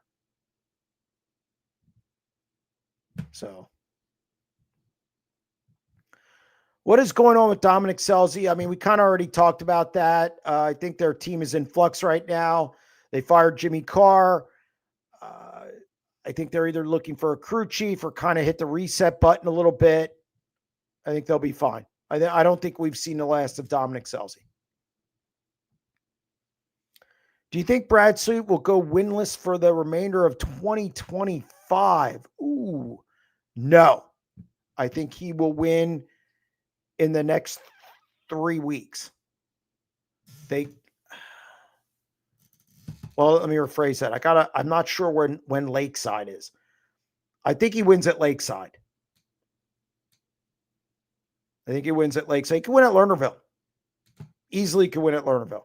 I think Casey Kane's done a decent job. I just don't think they're good at Port Royal. I think they had some mechanical things that they normally don't have happen at Skagit. One of them's a blow motor. I mean, it just doesn't happen often. And they're not good at Port Royal. Yet he finished 10th, I think, 2 nights.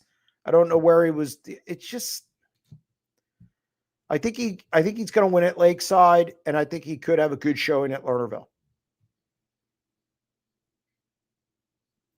Jeremy, has a track ever done team racing where a team of 4 drivers combine points each night against other teams of 4 like a survivor? No, get out of here. I've never seen anything like that. That's Australia stuff. Did you see when Dietz spun out in front of the leaders under green? Any reason why there was no caution? I thought there was a 360 rule. Yeah, I missed that. I don't know what I was doing, but yes, I missed that. Probably because I was in the 4th corner. So I'm not sure where it took place. I'm sorry I missed that. Jeremy, what do you think about the new smaller configuration of West Virginia Motor Speedway? I hope sprint cars hit up that track. It's a beautiful track and area, and the fans packed the place. Yeah, I mean, look, I think putting a lot of money in it to shorten it up, that's not cheap shortening up track. That's an expensive deal. So, yeah, I hope when they have, so maybe get a touring race in there. So they must have money, because shortening up tracks is no cheap. That's not cheap. I know the old promoting team was looking at, or they investigated shortening Sealands Grove and how much it would cost. It's 6 figures, buddy. That's a big expense. So good for them. And hopefully people support it, and hopefully teams go there. Also, can you explain to me why Thorson got a lap after Flight B was done? I understand they normally give drivers a lap after they have mechanical issues, but still. Yeah, I thought that was curious. He just got a lap at the end, and actually it kind of plays against him because the track's beat up and you can only go so high. You can't get in the invert. So I think that's probably why they did it. And now, do I agree with it? See, when you do flights, I just don't, because here's the problem. I see both sides of it. Hey, your flight, that's it. If you can't get out by the end of your flight, too bad, too sad. However, we've always said you get a lap at the end of time trials. So I think that's a slippery gray area in the rule, because I wondered the same thing. And what it is more wins, Cowboys or Steelers. I'll get to that in a minute. It traditionally is the end of time trials. So I think they just give it to you at the end, which it's going to hurt you anyway because the track's not getting faster. So I think it's a gray area that probably wasn't ever fixed or even thought of probably. Oh, Will on line 8. Will, what do you got for me?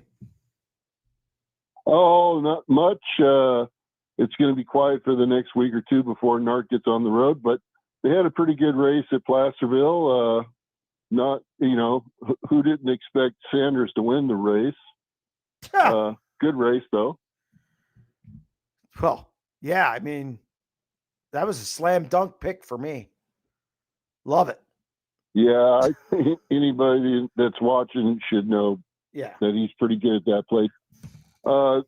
I had a question about the 83V. I don't know much about it. I hope you know something. That they're moving to the Midwest. Are they going to still have Bloomfield as the driver? I have not heard. I've heard that they're moving that car. I didn't hear anything about the driver. I would assume that he would still be in it. It's one of the things that Joseph Terrell and I talk about. I like to, look, that if I'm going to have a guy out there, I want him to break that stuff. So, but I do think that Bloomfield will be in it. I've heard of the car moving. I just didn't hear anything about the driver, but I would assume so.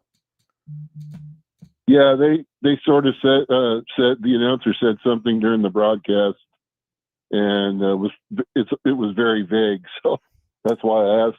And I heard somebody comment about the reason the McFadden car won at Calistoga. Well, in my opinion, that's a top tier touring car, and they're racing against basically California, but they got better equipment, I would assume. I don't know if it's a top touring car. I think and that's no disrespect to Tarleton. I just don't think they've done it. I don't know if they're prepared to do a whole series. I'm not going to say that that's a top touring or a touring car necessarily. I think that's something you have to work up to. I don't think that that's something that. Okay. Yeah, I just think I just don't agree with that. I think McFadden in a car like that, yes. Obviously he won the Capitani and he looked decent at the front row. And yeah, I think he can do some damage, but when you start talking about traveling around the country every week, I just don't know if that team's equipped to do that. So I just, Lauda just said Bloomfield will be in the car next year, and also that Baston passed McFadden, then hit a lap car. I did not see the end of that, but look, I think Baston, let's put it this way. Baston's not as bad as he showed in the 14. He's not. I've seen him win at Lincoln. I watched him walk into Lincoln and just beat up the field. So I just think it's very situational. Yeah, somebody already stole my thunder on the Dominic Selzy thing, so I won't talk about that. I guess the NARC title is up for DJ Neto. He seems to be running at the top of that, right? Yeah. I think DJ Neto's I don't think anybody beats him for it as long as he's at every race. Okay. All right. Well, thanks for taking my call. Will, thank you very much. I appreciate it. All right. We'll take a couple more if there's any more left. So if the Brad series, it's got to be Jim from Buffalo. Brad series goes to Cali after Vegas and only through once. Then if anyone sanctions a Gold Cup, no. If they go through once, it's going to be for Gold Cup and Skagit. They're not going to go at the beginning of the year. They'll go to Vegas and then come back. They'll work their way back through the South. They're not going to go out. No, trust me. Gold Cup and Skagit will be sanctioned by High Limit, so they'll only go out there once.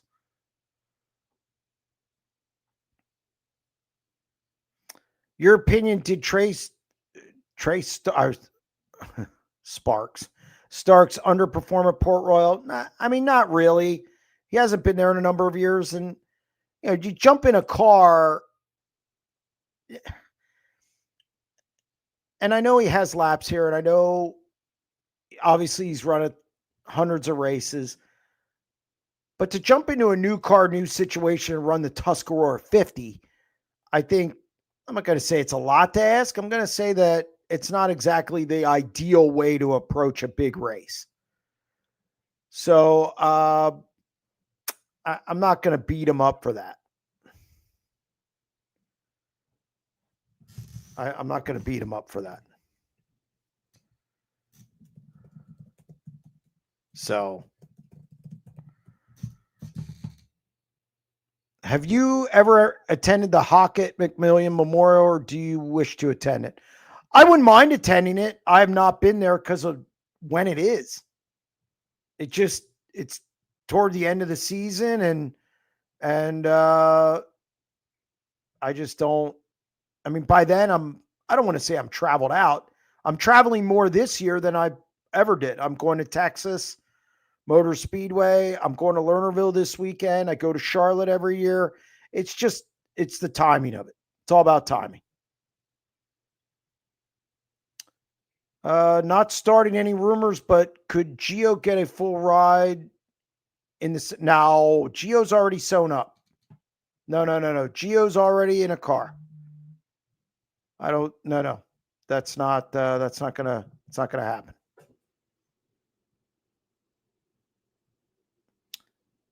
More wins, Cowboys or Steelers? Steelers. Steelers.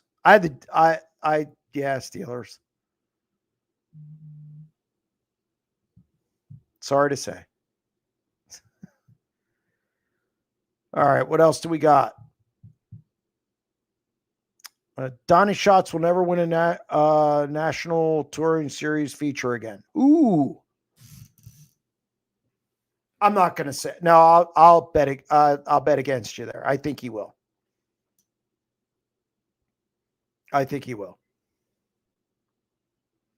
Do you think Sanders or Holmes gets in a national ride next year? I think there's a possibility. I think there's a possibility. I think it's probably more Sanders than Holmes. I think Holmes's stock probably isn't as high as Sanders right now. And I think Holmes still likes running his own car. Sanders, I'd say it's probably like any other year. It has to be a good deal. He's not just going to come out and run a national series just for the heck of it. I think it would have to be a great situation. I don't think, Sanders isn't used to losing. That does nothing for him. So I think it has to be a really good situation, one that he can control or at least, have some say. And I think it's possible, but again, maybe 50-50. What do you know about the new Gladiator series at Atomic? Not much. Admittedly, not much. I haven't had a chance to dive into that yet.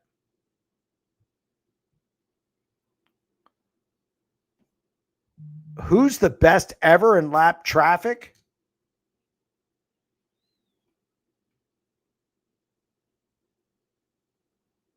Big three. Steve Kinzer, Doug Wolfgang, Sammy Swindell. And they were all really good. Like it was, they all had different driving styles, but they all could do it. When those guys get out front, you didn't, and they were in traffic, they didn't really get caught much. So I would say the big three. Tanner Mahomes is only popular because of his YouTube, not because of his racing abilities. There you go. It definitely doesn't hurt his exposure. That's for sure. What else do we got? Are we winding down? I see some Reitzel stuff in there. Reitzel promote Sanders, Aaron. Oh, come on now. Trust me, Aaron Reitzel is going to be in the RSR car. All right. Oh, only 23 cars at Placerville. They were missing the 6. They were missing like 6+ cars. Tanner Holmes bypassed the race. It was on his schedule. Tarleton wasn't there. Season's winding down. I mean, the season's winding down. Guys are doing other things. School. I mean, it's just so many teams are out of money. What did the race pay? You know, there's a lot of variables there. I think sometimes we race too long. Car counts go down. You know, and yes, I did see the Shark. Yes, Shark Racing. We reported that Shark Racing is keeping Ashton Torgerson next year. So, yes. All right. 23 has 23 cars, big turnout for NARC, 5,000 to win. We pay 5,000 weekly out here. So, I mean, 23 cars. That's high for NARC, isn't it? If they would go to Petaluma, don't they only get like 17, 18? Let's say pat it with some 360s. 23 cars doesn't surprise me. With a few 410 teams testing American racing tires and being $100 cheaper for rear tires, what's your thoughts on 2 tire suppliers? Well, one of the problems for my fear is, let's say American Racer comes back and Hoosier says, you know what? We're not going to do it at all. Sprint car racing screwed because American Racer cannot fill the order for all of sprint car racing. Can't do it.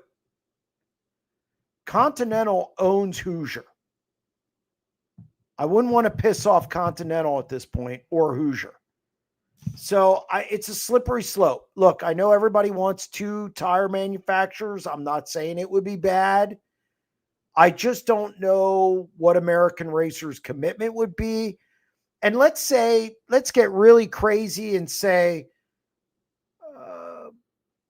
that American Racer hooks up with Port Royal or Lincoln or a track or a national series. Let's say High Limit says, you know what? We're going American Racer. You better have a dancing partner. You better not be out on an island by yourself, because our locals, when these series, or if a national series does it, whether it's the Outlaws or High Limit, our teams locally going to buy American Racer tires, knowing they can't use them week to week. And let's say a track decides to do it. Let's say, and it'd have to be a track with a lot of clout. Let's say Port Royal. Well, our teams, local teams, going to buy 2 different tires. That's a major issue. So it's not as easy as you think just to fire in with another tire manufacturer. There's a lot of things that,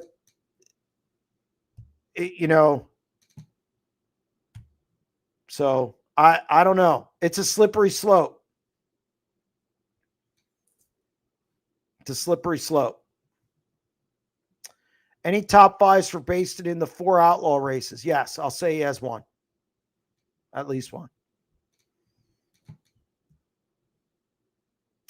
All right, and that's a wrap. I did want to address something. Somebody said that's exactly the reason why you should never have a monopoly. Yeah, I agree, but Goodyear pulled out, and Goodyear has no aspirations to come back. Again, this is what happens when you don't have a lot of options. If somebody pulls out, you're going to end up with a monopoly anyway. So I don't disagree with you, but that's the position we're in at this point. You know, you can say should have never had Hoosier, but the problem is, again, you know, yeah, you could have kept American Racer around. That I agree with. But it's also not the past. You can't, it's not as easy as you think just to open up the tire rule. Again, what if Hoosier says, okay, you do that, we're not going to produce tires anymore? What's Continental care? Continental owns Hoosier. They're a German company. They're not killing it in the racing division. So, yes, in the early 80s, Firestone, Goodyear, McCreary, and I get that. Firestone doesn't make them. Goodyear has no aspirations to do it. They left. They left for a reason. So I understand everybody. It's a hot button topic. It's a huge hot button topic. We can address it next week more, but it's not as simple as just open it up. There's definitely mitigating factors there. So, but electric sprint cars. Let's get out of here. All right, that's going to wrap up this edition of the SprintCarUnlimited.com live show. I appreciate everybody joining us in the chat, all the phone calls, and we'll be back next week. Stay tuned.